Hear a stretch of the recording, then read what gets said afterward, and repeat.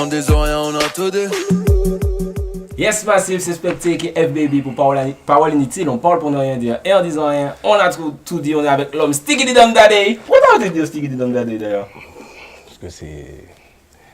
Comme je te disais, hein, dans la question pour les Soundboy, on avance. On avance. Parce que c'est classique Sticky Dee Dum Daddy. Hein. Oui, mais on reste pas que sur des anciens trucs. C'est comme si je dis ça tout le temps. Enfin, tu vois. Même Admiralty, il continue à dire Malmassi again, tu vois. C'est rare. Hein. C'est rare, c'est vrai. Ouais, il a le plus passé Carmos, etc. Ouais, et puis à chaque fois, il y a toujours un nouveau délire qui doit arriver. Enfin, tu as toujours un nouveau truc. Les Jamaïcains, eux, si tu regardes bien, ils avaient un gimmick un moment, après ils changeaient. C'est vrai. Tu vois, il y avait toujours un nouveau truc. Parce qu'en fait, c'est des délires. Les gimmicks, c'est des délires. Peut-être que tu te tapes avec des amis, machin, qui reviennent dans des sons. C'est une marque, une fabrique. Une marque identitaire, quoi. Hein? Sticky Dum Daddy, c'était ça? Ouais, c'était une marque identitaire à moi. Ok. Rien, hein. Parce que franchement, c'est un gimmick, quoi. Ça a vraiment marqué toute une génération. Et puis, c'est récemment, je me suis dit, mais c'est vrai qu'il dit plus ça, vrai. Ouais, je le dis plus. Bon, après. Voilà. En tout cas, tu es là pour ton nouvel album Magma. N'hésitez pas à aller streamer sur toutes les plateformes. Avant de revenir au-dessus, donc là, tu es en Martinique, mais juste avant, tu étais en Guadeloupe. Et tu as eu des petits problèmes avec la justice, Saïk. Oui. Ah, c'était rien de méchant, ça va. Qu'est-ce qui s'est passé? Parce que les gens ont dit, ouais, tu as eu des trucs avec des policiers, machin. Je dis, ah ouais. En plus de peur que de mal, c'est vraiment. Je me trouvais au mauvais endroit, au mauvais moment. Je suis arrivé jeudi, hein. Okay. Jeudi même, hein, et c'est le soir que j'ai dormi en garde à vue. Ok. Ok, t'as juste fait... Écoute, c'est rien de grave, c'est rien de méchant. Ça a été plus de bruit que d'explosion, il n'y avait rien là même. Et justement, quand j'ai vu cette story, tu vois, ça m'a donné envie de te parler de ça parce que, tu vois, moi j'ai connu Saïk avec Admiralty, t'étais super young, c'était peace, love, machin, truc. Ça n'a pas changé.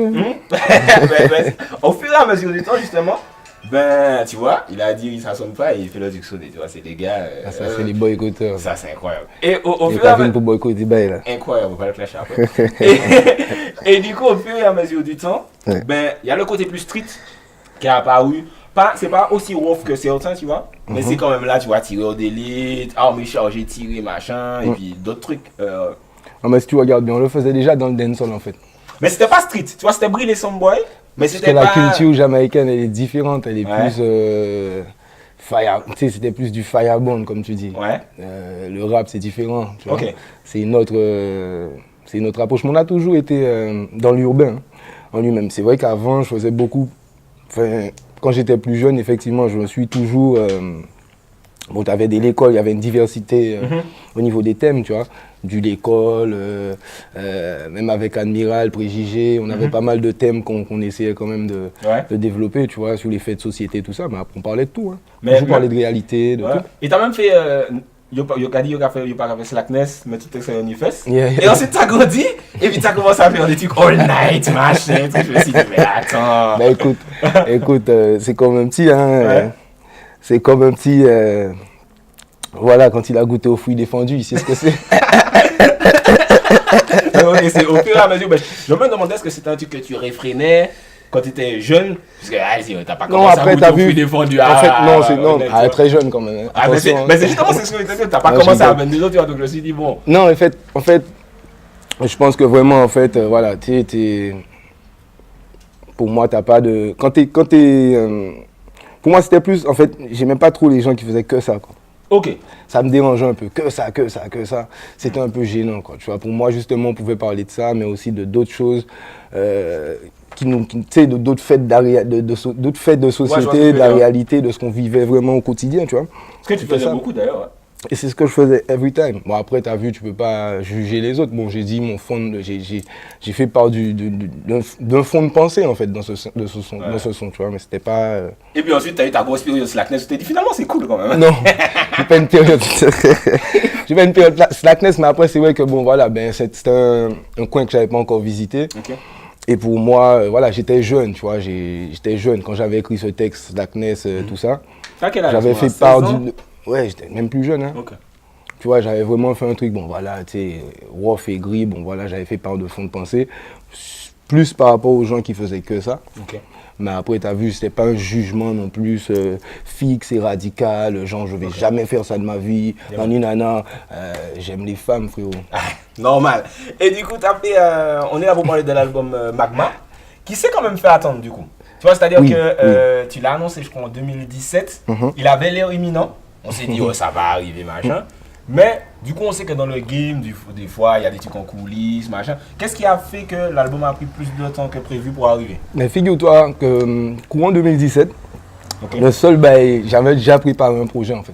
Il était déjà là, c'est pour ça que tu avais cette impression qu'il arrivait. Il était déjà là, sauf qu'il était, selon moi, pas assez équilibré comme je voulais. J'avais vraiment un album 70 caribéen et 30 urbains. Sauf que j'écoutais vraiment, moi, dans mon quotidien, 80%, je vais te dire, de son urbain, quoi, tu vois. Donc tous les derniers albums de rap qui sortaient, tout ce qui se faisait, tout ce qui se passe en France, quoi, tu vois. Et je voulais que ça se ressente dans l'album. Ok, d'accord. Et en fait, pour moi, il fallait juste voilà, rééquilibrer le bail. Donc effectivement, ça a pris un peu plus de temps. Donc le temps de vraiment, comme je te dis, rééquilibrer la balance. Donc mettre, je voulais pas faire du 50-50, mais du 100% partout. C'est-à-dire que je voulais que cette vibe urbaine, comme je te dis, se ressente dans l'album et que en même temps ne pas délaisser ma vibe locale, ma vibe caribéenne, qui est ma base, tu vois, qui fait partie de mes racines. Et je voulais pas que le public, quelqu'un qui a écouté Second Souffle, se dise, sentent que la vibe locale manque dans l'album, tu vois ce que je veux dire? Donc je voulais vraiment que les gens ils se reconnaissent, que mon public de base se reconnaisse dans ce projet. Et le public urbain, enfin que je mette quelque chose aussi qui m'appartient actuellement, c'est-à-dire que j'écoutais au moment où je faisais l'album, enfin comme je te dis, hein, j'ai vraiment saigné tous les derniers albums de rap, beaucoup de trap, c'est mon évolution artistique, c'est mon évolution musicale. Donc je voulais que ça y soit, quoi. L'album, moi, je l'ai chroniqué et je sens qu'il est très afrobeat trap. Tu vois, c'est un peu ce mélange avec le groupe. Et quand il y a du dancehall, c'est pas du dancehall vénère, underground comme on a pu. Il y en a qu'un seul que j'ai mis, Woodboy. Ok. Après, c'est pas les sons qui cartonnent le plus. Hein. C'est justement ce que j'allais te dire. Je vais être franc avec toi, c'est pas les sons qui cartonnent le plus maintenant, on fait ça, mais on fait ça pour les puristes, quoi. Ouais, c'est un peu pour le kiff, ouais. Pour les mecs qui kiffent ça, on peut pas laisser ça. Ça, c'est la base. C'est aussi que demain, tu lâches ça. C'est que, bon, là, pour moi, voilà, t'as vraiment quitté le bateau, t'es parti, t'as évolué. C'est une évolution, tu vois, je juge personne. Mais pour moi, je peux pas faire un album, je pouvais pas faire ce projet sans avoir justement mis un petit peu tout mon univers musical. Voilà, tu vois, il y a en 2017, quand je t'ai dit que je me cherchais, quand tu disais que je me cherchais, etc. On va en parler. Il n'y a pas de souci, non, mais tu avais un peu raison. Vous aviez un peu raison. Je reconnais, dans la mesure où je faisais tellement de trucs, tellement de styles musicaux, tellement je touchais un petit peu à tout et j'avais pas encore vraiment trouvé la bonne ligne directive, tu vois, le bon équilibre, comme je te disais, entre voilà, l'urbain, le Caraïbe, voilà, sans pour autant délaisser l'un pour l'autre, enfin voilà. Et du coup, c'est quelque chose qui est compliqué d'être au goût du jour, parce que toi, tu as une carrière qui commence à être quand même assez longue, 12-15 ans. Oui, plus de 15 ans. Est-ce que c'est compliqué souvent de se dire, putain, j'aime ça, je faisais ça avant, mais il faut faire ça maintenant parce que le public, toi, tu as ta période un peu dancehall love, ensuite trap, maintenant un peu afrobeat. Est-ce que c'est quelque chose que tu trouves compliqué ou bien ça vient naturellement chez toi? Tu parles de se remettre au goût du jour constamment. La régénération, l'innovation, tout ça. Voilà. Parce que souvent, on reproche ça à beaucoup d'artistes. Oui, écoute, pour moi, c'est l'innovation, c'est l'essence de l'évolution. Tu vois, si tu n'innoves pas, si tu te régénères pas, mais gros, tu pourris. Tu vois. Et toi, c'est quelque chose qui vient facilement ou bien des fois tu dois te faire violence Oui, bien sûr. En fait, je vais être franc avec toi encore une fois. Je suis très dur avec moi-même. Je crois que quand je prépare un projet, je fais un truc, quand je crée quelque chose, il n'y a pas plus dur, il n'y a pas plus critique avec moi-même que moi-même. Et je pense que c'est ça qui fait, les gens qui me connaissent le savent, hein, tu vois, je suis vraiment quelqu'un de très, très, très perfectionniste. Et voilà, le projet en lui-même, comme je te disais, 2017, j'avais déjà un truc, mais je suis revenu dessus. Tu vois, on a remué les dominos. Voilà, je me suis dit, bon, voilà, j'ai pensé à mon public de base, il faut que je pense aussi au public que je dois aller chercher. Tu vois, enfin, c'est tout un calcul. C'est vraiment des calculs, quoi. C'est vraiment des calculs. Et moi, en écoutant le projet, donc faut pas dire de bêtises, voilà, il y a 22 sons dessus. Sachant que moi, je regarde un peu, par exemple, des classiques comme Mosaico, je crois que c'est 16 sons, les Mike là, c'est 11, on est discipliné aussi. Bon, parce que tu m'as appelé Samboy tout à l'heure, je vais devoir te vanner là. Vas-y, vas-y. Bon, Je sais, je vois quelle question tu vas me poser. Vas-y, il est trop long. Ouais, j'ai trouvé l'album long, tu vois. Je me suis dit, putain, 22 en 2019, parce que les gens se posent. Mais moi, j'ai une question pour toi. Vas-y, mon frère. Est-ce que t'es un mec endurant, toi? Ah, tu sais, ça dépend de la. Est-ce que t'es un mec endurant? Ça dépend. Ça aurait été le cas, ta femme t'aurait déjà dit que plus c'est bon, plus c'est long. Plus c'est Attention. long. Justement, faut pas que Plus ça c'est soit long, trop plus c'est bon. Parce que Bref, faut que ça peut être blague bon à et part. puis- Oui, non, je suis d'accord avec toi. Vas-y. En fait, tout le monde m'a conseillé ça avec fait un album de 15-16 titres, effectivement. Tu vois, j'assume, il est long, j'assume. Maintenant, je voulais, comme je te disais tout à l'heure, je voulais vraiment pas. Fallait équilibrer le projet. Ouais. C'est-à-dire que si je mettais 15 titres, il aurait fallu mettre un quota de son caribéen, en même temps un quota de son urbain. Et pour pouvoir satisfaire tout le monde, parce que après 6 ans quand même, l'attente elle est forte et les gens ils t'attendent au virage, quoi, tu vois. C'est-à-dire que là, j'ai pas le droit de me rater. Il faut que quand même une majorité des gens soient satisfaits du projet. J'ai pas le choix. Donc là, il fallait satisfaire à la fois les Antilles, à la fois aussi le public urbain, comme je te disais, hexagonal, et ailleurs. Et c'est ça qui fait que voilà, le projet il est chargé comme ça, parce que voilà, j'ai une bonne diversité aussi musicale, une bonne palette de différentes couleurs de sons, tu vois. Et c'est ça qui fait qu'en fait, il est chargé, parce que voilà, fallait que je satisfasse. Pour moi, après 6 ans, je ne pouvais pas venir avec un projet qui comporte que 15-16 titres. Tu voulais vraiment nourrir les gens qui ont attendu. Exactement, que les gens sentent que voilà. Parce qu'après, le projet en lui-même, ça va chier, tout ça. Enfin, quand je regarde la tracklist, c'est un projet que tu peux écouter sur plusieurs temps. Tu as des projets aussi à 15 titres qui sont bons et qui durent un bon moment. Ouais. Mais un 22 titres qui a différents univers, tu peux saigner des sons à différentes périodes. Ouais. Ce qui, Et puis tu peux te faire ta propre playlist. Tu fais ta propre playlist. Moi, en fait, j'ai fait ça justement pour que chaque personne s'y retrouve. Ça veut dire que toi, tu as des sons préférés. Lui, il a ses sons préférés. Un tel a ses sons préférés. Okay. Au final de compte, tout le monde s'y retrouve. Ok. You know what I'm saying? Donc c'était ça la logique de la belle. Mais j'avais pas le choix en fait, parce qu'en fait, comme je t'explique, 6 ans après, gros, j'avais la pression. Et du coup, sur le projet, tu as un featuring avec Madame Biroir, donc Jocelyne Biroir. Yeah. Comment s'est faite cette connexion? J'ai l'impression que c'est quelqu'un que tu connais depuis longtemps, tu l'appelles Tati. Oui, Tati Jo, ah oui, bien sûr, hein, depuis quand je suis petit d'ailleurs, avant tout. Hein, enfin, non, quand je dis depuis que je la connais depuis quand je suis petit, elle m'a bercé, quoi, par sa musique, avant tout. Après, tu as vu, j'ai souhaité qu'elle soit en fait sur le projet Second Souffle. Ok. Tu vois le truc ou pas? Ouais. Et c'est un titre qui devait se faire depuis Second Souffle. Ok. Sauf que bon voilà, les programmes étaient chargés, on n'a pas eu le temps de se capter. Et ça s'est fait pour Magma. On a décidé de mettre Felicia Rose pour nous accompagner. Tu vois, une voix supplémentaire pour vraiment ramener une valeur ajoutée au titre. Mais ça donne quelque chose dont je suis fier, un projet dont je suis vraiment fier, quoi. La question que je me posais, c'est pourquoi pas faire une brand new, tu vois? Pourquoi vous avez choisi de reprendre Qu'est-ce à On aurait pu. Ouais. Mais je sais pas si les gens se seraient reconnus autant que dans Qu'est-ce à lever. C'est-à-dire qu'un titre comme ça, autant prendre une référence. Et en plus, parce que j'aurais pu refaire Qu'est-ce à lever, mais tout seul, quoi, avec Felicia seulement, mais il y a Tati Jo dedans. C'est-à-dire que la voix, on a retravaillé l'instru, sa voix, elle est en 2.0, elle est fraîche, c'est une autre qualité. On est dans un autre, même projet, mais voilà, tu sais, comme tu le sais, innover, rénover, comme tu veux, mais en fait, on a vraiment, pour moi, je voulais pas faire un nouveau titre, parce que je me suis dit, bon, allez, les gens... C'est une référence. Et ça me tenait à cœur parce que ce titre-là, on devait déjà le faire, comme je t'avais dit, pour Second Souffle. Et c'est un titre que j'apprécie énormément. Ouais, Qu'est-ce à lever, c'est mon préféré. C'est l'un de mes préférés, quoi. Mais vraiment. Tu vois, donc, pour moi, je l'ai fait, c'est quelque chose de fait, quoi. C'est un truc que je devais faire, c'est un objectif que je m'étais fixé, c'est un truc que je voulais faire, que je voulais réaliser. Et je l'ai fait, enfin, tu vois.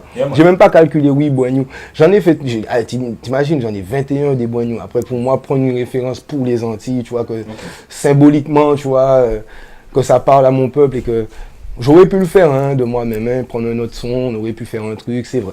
Mais, voilà, mon choix a été pour que ça arrive parce que c'est un son de cœur.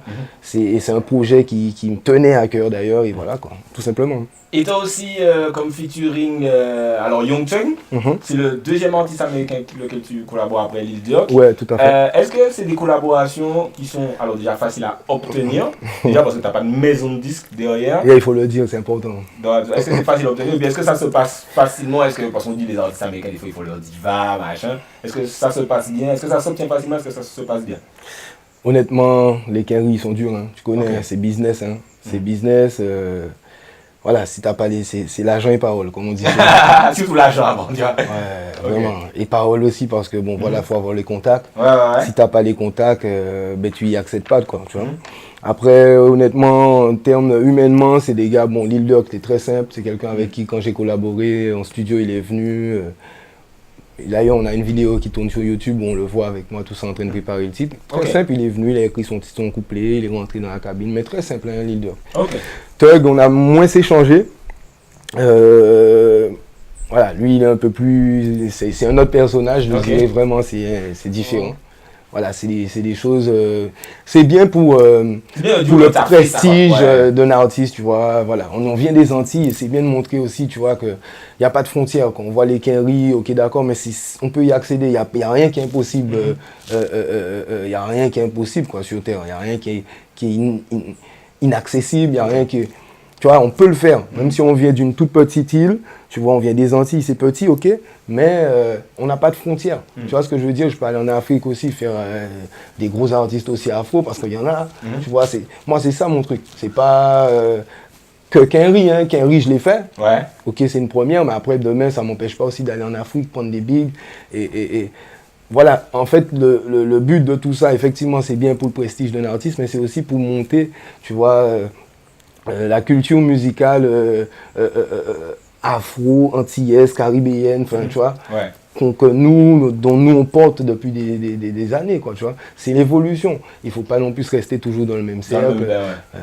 Mais justement, j'allais te poser la question, il n'y a pas d'artiste urbain guadeloupéen sur ce projet-là. C'est la première fois. Alors, tu as fait face à la réalité, il y avait Young Chang, Admiral et Samix dessus. M District, je sais plus, mais je crois que tu avais fait. C'était ma mixtape, ça, ouais. Ouais, il y avait Jao Kings dessus, je crois. Oui, M District, ouais, il y avait Jao Kings, il y avait O'Neill, il y avait pas mal de gens. Hein. Et sur Second Souffle, il y avait aussi Admiral, je crois. Et je sais plus. Ouais, il y avait Young Chang aussi. Sur Second Souffle, il y a Young Chang. Il y en a pas. Oui. Est-ce que c'est un choix délibéré Oui, j'ai voulu vraiment faire un album entièrement où je me livre vraiment moi-même, tu vois. Différent de ce que j'avais déjà fait auparavant, justement. Puisque ça avait déjà été fait sur d'autres projets, c'est pas comme si je l'ai jamais fait. Là, c'est l'évolution, tu vois. Il y avait des locales qui étaient prévus dessus, mais ça n'a pas été fait. Voilà, moi, je suis quelqu'un, je blâme jamais les contrariétés. Hein. Je me dis que ce qui arrive doit arriver, et c'est la vie qui fait des choses, c'est Dieu qui décide. Donc voilà, il n'y en a pas eu. Bon, quand j'ai regardé ma playlist, voilà, j'ai vu que voilà, on a de quoi faire, enfin, tu vois. Le timing, il était short. Fallait que je sorte le projet. Gars, j'ai fermé la playlist, tu vois. C'est tout simple, en fait. Il n'y a même pas de calcul. Peut-être qu'il y aurait eu un fit, hein. Peut-être que sur le prochain, il y en aura un. Je suis vraiment pas fermé à ça ou quoi que ce soit. Hein. C'est vraiment parce que j'étais à fond dans mon truc. Et en fait, j'avais au moins 3 albums, frère. J'avais du matos. Il y avait au moins 3 albums, vraiment, de 2017 à 2019. T'imagines, j'ai fait que ça. J'ai écrit. J'avais grave des sons. À un moment, je savais même plus reconnaître. Même pas.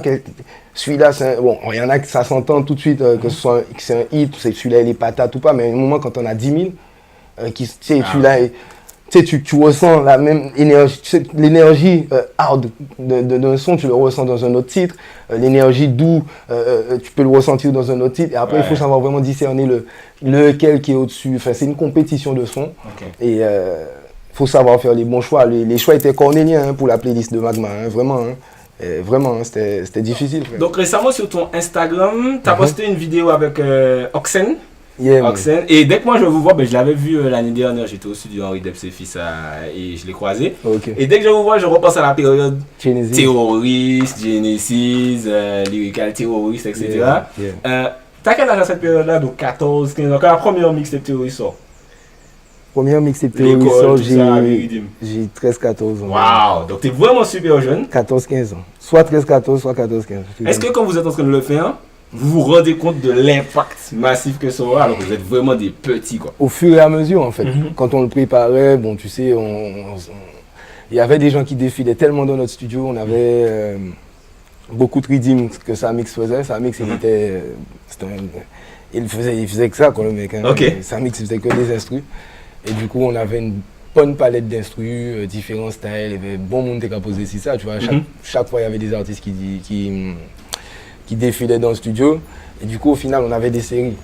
On avait grave des séries. Sur tel Riddim, tu as au moins 4-5 personnes. Sur tel Riddim, et puis des beaux artistes, toi. Et des big artistes, des big sons. Tout le monde y met du cœur. Et après, frère, on s'est dit, bon, écoute, hein, on va faire une mixtape, quoi, tu vois. On était déjà dessus. Quand les gens y défilaient, on était déjà dessus, le projet. Mais à la base, c'est vraiment parti comme ça, quoi. À force de voir des gens, différents artistes sur différents Riddim, on a eu l'idée. Ouais. Et Terroriste, oui, on n'a pas mesuré l'impact tout de suite. C'est après, par la suite, ça a pété avec l'école qui est devenue l'un de tes classiques. Exactement, jusqu'à maintenant, je le chante.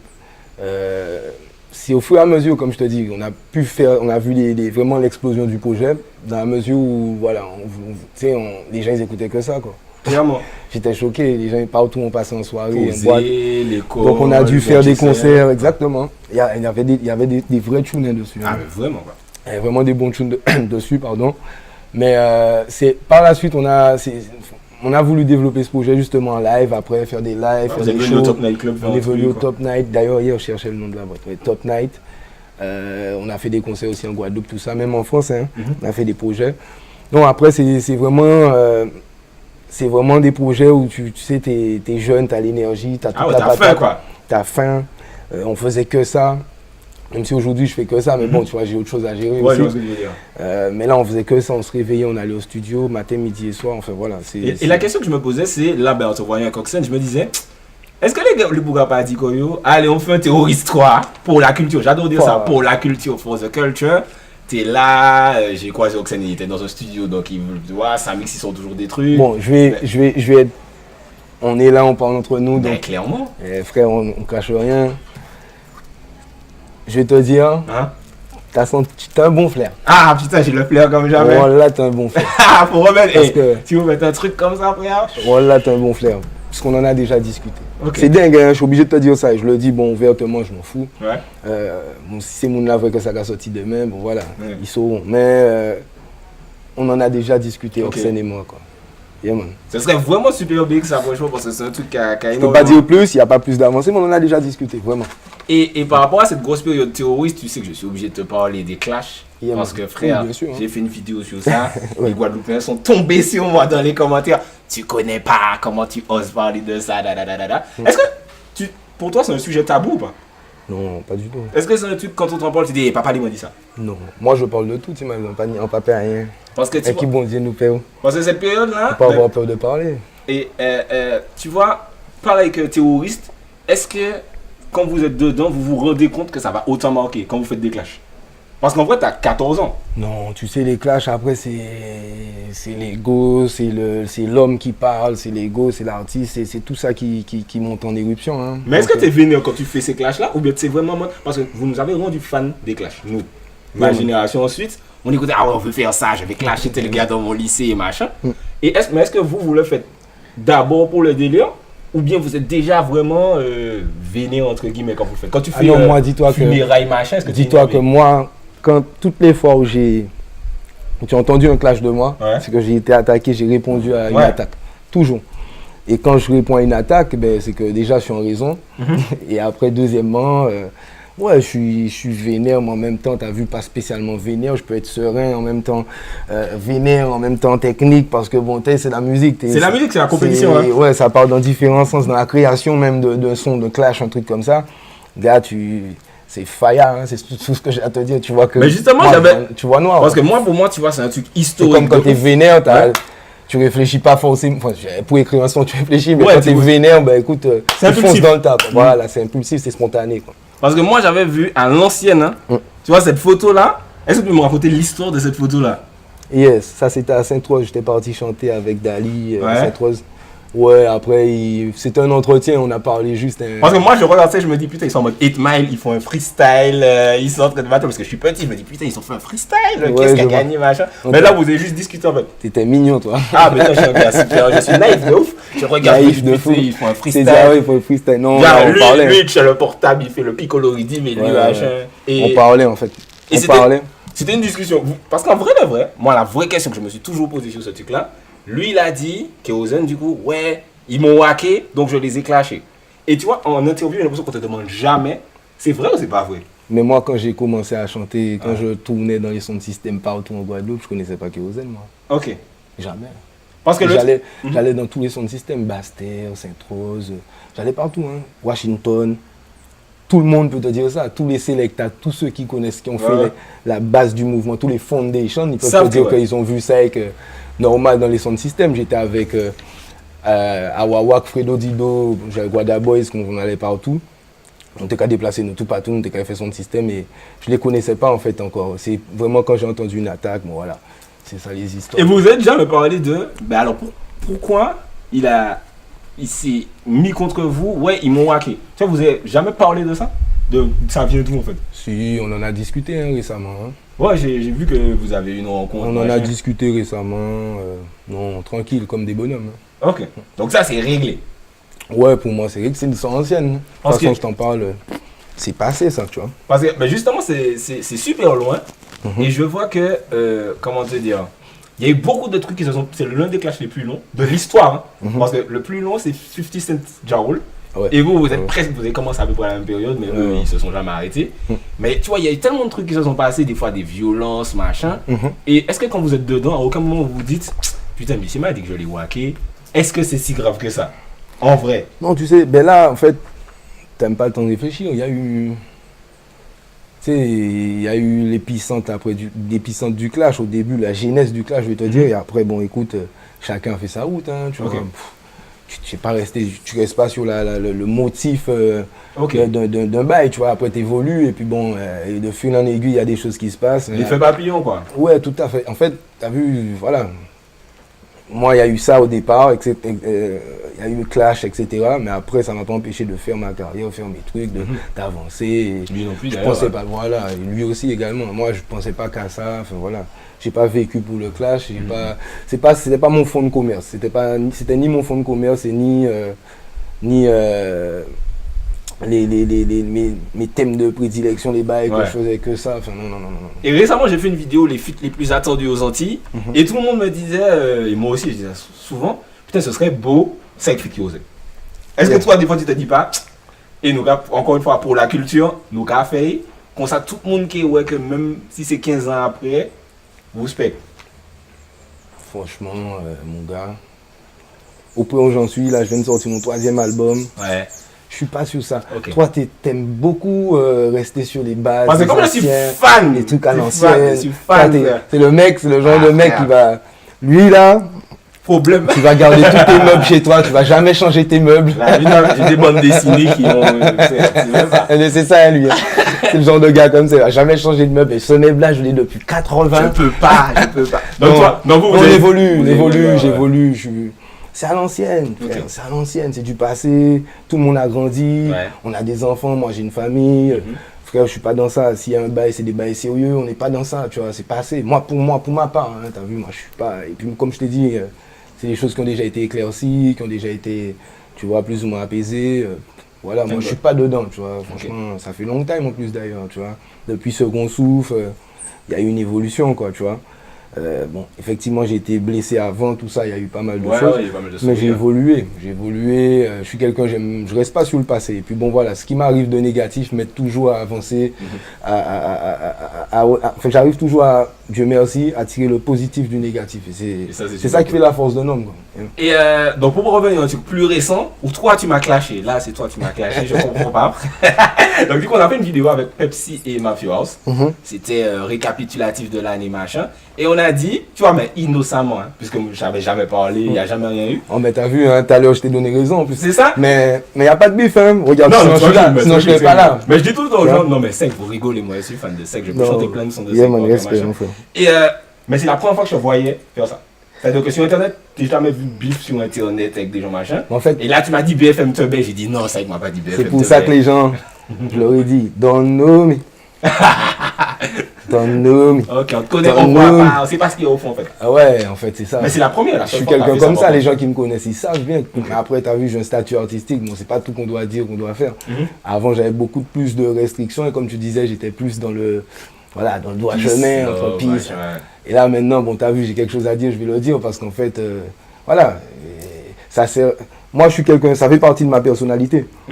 Même de ne pas le faire, des fois, ça peut me tuer, ça peut me faire mal. Ouais, c'est des trucs que des fois, tu as retenu. Et en fait, comme je t'ai dit, je t'ai donné raison tout à l'heure sur le fait en question. Et après, dès que tu ne me dois pas de thunes, je te dois pas de thunes, il n'y a pas de bif. Hein, puis, tu vois, il y a pas de bif, voilà.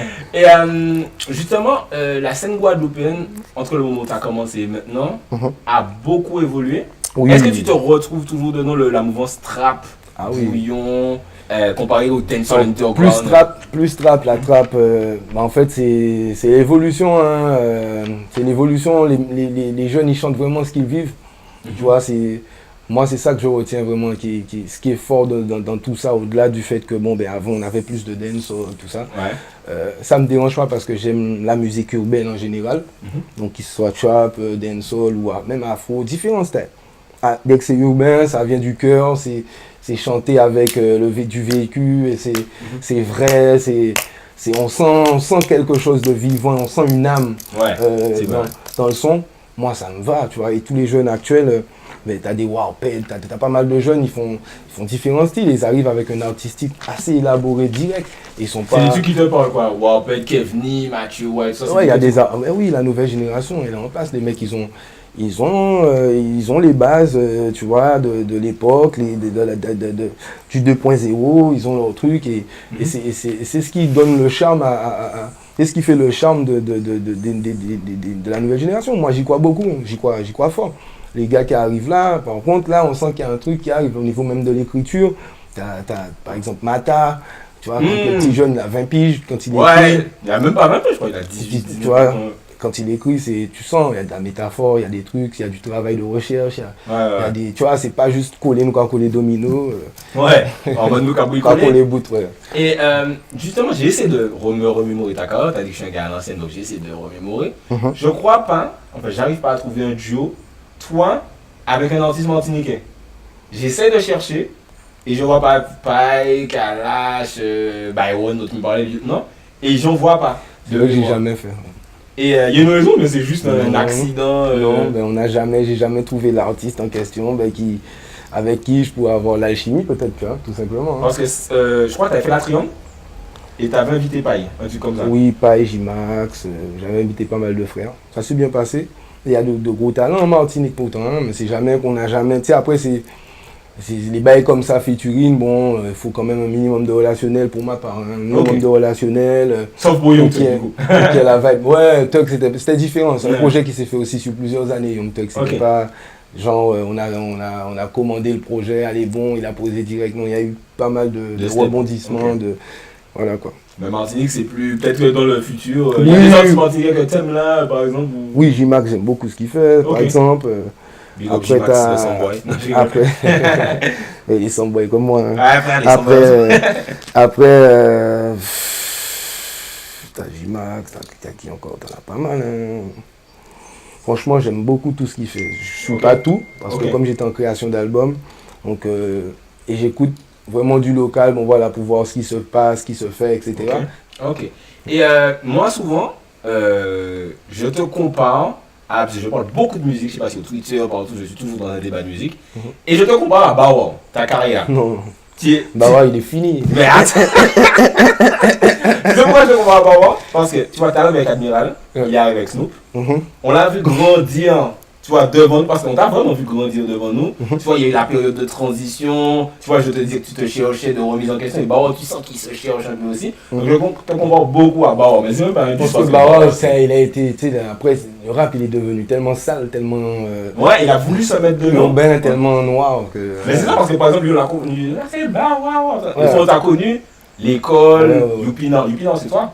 Youpina, c'était moi. Tu vois, on t'a connu un peu gentil. Et maintenant, tireur d'élite. Ça en va fait, chier, en fait ouais. c'est ça qui est fort, c'est que là, c'était des sons bien médiatisés, c'était des sons commercialisés, l'école, tout ça, c'était des sons qui passaient aussi les longs mais j'avais des trucs noirs aussi Ils à avaient l'époque, stop. ça là. Oui, mais c'est moins oui, noir oui. que Tyran d'élite, tu vois. Peut-être parce que Tyran d'élite, Moi, en c'est fait, plus c'est clair. 2.0, on Ouais. n'est pas dans le même style musical, ni la même époque. Ouais. Tyran d'élite, avant j'en faisais au Papon Gangsta, au Papon Gangsta, bye, au son au DVD, au son. Tu vois ce que je veux dire? Ouais. Avec Young Cheng et je sais plus qui, Réel, avec Réel Live. Mon gars, ça c'était un son que je. Et ça a été compliqué de grandir devant nos yeux. Des fois, tu as eu cette pression de putain, je suis sec, je veux pas faire ça. On m'a connu, l'école Tigui Danda les gentils, je peux pas faire ça. Tu vois, parce que par exemple, quand tu te vois avec Luther, Réel Tu Live, sais, mais je viens de Montenol avant tout. C'est ça, ouais. Faut que les gens le sachent, tu vois. Je viens de Montenol, tu vois. Ça ne veut pas dire que forcément je dois écrire que des trucs sales. On a une vision, j'écrivais un peu, tu sais, moi je suis quelqu'un, j'écris tout ce que je vis, tout ce que je vois autour de moi, etc. Et si tu regardes bien dans mes anciens albums, il y avait des sons où je racontais face à la réalité, par exemple, avec le thème de l'album, tu comprends, face à la réalité. D'ailleurs, il y a plus de thèmes dans face à la réalité que dans Magma. Magma, quand j'ai lu le titre, je me suis dit, ok, ça va être bouillant, il va dénoncer des trucs, machin. Et au final, c'est plus. Magma est plus doux que face à la réalité. En fait, je t'explique, c'est vrai. Mais Magma, pourquoi Magma il est comme ça? Ouais. Parce qu'un volcan, il y a un volcan Martinique, Ouais. il y a un volcan Guadeloupe. Ouais. Est-ce que tu les entends là? Non, on les entend pas, on sait que ce sont des volcans. Ok. C'est-à-dire qu'un volcan, c'est pas forcément quelque chose qui explose tout le temps. Bah. Sinon, c'est le chaos. On ne serait pas là en train de parler ni en Guadeloupe, pas de la Guadeloupe ni la Martinique. Hein. Ouais, je vois ce que tu veux dire. Dire qu'un volcan, c'est quelque chose qui est là, qui est calme, mais voilà, qui est calme, mais c'est chill comme une randonnée à la soufrière, j'ai envie de te dire, métaphore quoi. Tu vois, Okay. c'est vraiment La ça. sensation de puissance, mais tu n'es pas tout le temps en train C'est d'exploser. exactement ça. Il y a des moments où ça doit péter, où ça pète, mais il y a des moments où, à n'importe quel moment, ça peut péter. Donc c'est pour ça que l'album, en fait, tu as des titres. Pour moi, c'est ça, vraiment l'album. Le Magma, c'est pas vraiment l'explosion, l'éruption tout le temps. Forcément, D'ailleurs, quand tu regardes, comme je te disais à l'instant, tu as des volcans ici, tu en as partout dans le monde, ils ne pètent pas toute l'année, etc. Pour ça que l'album, tu as des sons très calmes, tu as des sons doux, et tu as des sons agressifs un petit peu. Okay. Le Magma en lui-même, si tu regardes, mon son Magma, c'est une lave, frère. Okay. La lave, quand tu vois la lave couler, elle coule lentement, doucement, mais sûrement. Tu vois, il ne faut même pas rester sur son passage. Tu peux rien faire. Tu vois, mais ça dégouline lentement, mais sûrement. Voilà, c'est imagé, c'est ma vision en fait du volcan, et je pense que voilà, on le vit tous pareil, parce qu'en fait on n'entend pas les volcans tout le temps, à tout bout de champ, quoi. Du coup, on a bien compris la vibes de Magma, qu'on vous invite encore à aller streamer sur toutes les plateformes. Est-ce que toi, tu te fixes des objectifs de vente, de machin? Est-ce que tu as des retombées des ventes de tes albums précédents? Tu sais où tu te places à peu près? Oui, moi en tant qu'indépendant, on a fait, mais Second Souffle, on avait... Je sais que mon distributeur m'avait dit qu'on était l'une des meilleures ventes des Antilles. Hein. Ah ouais? T'as des chiffres ou pas du tout? J'ai pas les chiffres exacts, malheureusement là en tête, mais je sais qu'on était monté très bien parce qu'en indépendant, Second Souffle était très attendu parce que j'avais eu mon incident, donc du coup les gens ils attendaient vraiment de voir ce que je dis.